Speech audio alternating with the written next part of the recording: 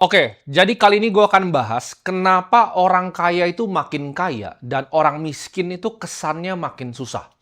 Di sini gue akan share sebenarnya rahasia-rahasia ya. Ini kalau orang-orang kaya ya konglomerat ngumpul, yang mereka bahas itu ini ya.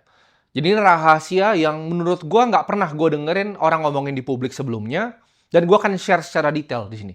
Gimana sih caranya orang kaya itu bikin kekayaan lebih banyak lagi? Dan kenapa orang miskin nggak akan pernah bisa ngejar mereka?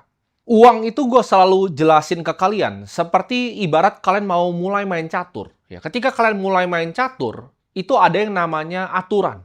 Ya, pion geraknya seperti apa, kuda geraknya seperti apa.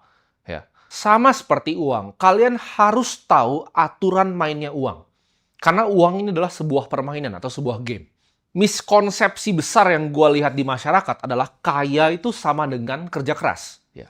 Tapi kaya itu menurut gue nggak sama dengan kerja keras. Kaya itu memang ada beberapa step yang harus diambil, ada beberapa langkah-langkah yang harus diambil, ada peraturan-peraturan yang harus dimainkan.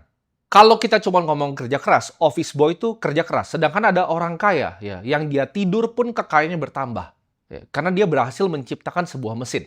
Jadi dunia ini, gue tahu banyak di sini masih anak-anak muda, kalian punya harapan untuk jadi orang yang kaya, jadi orang yang sukses, kalian harus bisa lihat dunia itu dengan realita yang sedang terjadi. Bukan apa yang kalian harapkan. Kalau kalian lihat dunia itu dengan apa yang kalian harapkan, kalian akan mengalami kekecewaan. Kita akan bahas kuncinya, ya. Ini kunci adalah hal paling penting. Kunci dari kekayaan itu apa? Kunci dari kekayaan itu satu kata, yaitu ownership.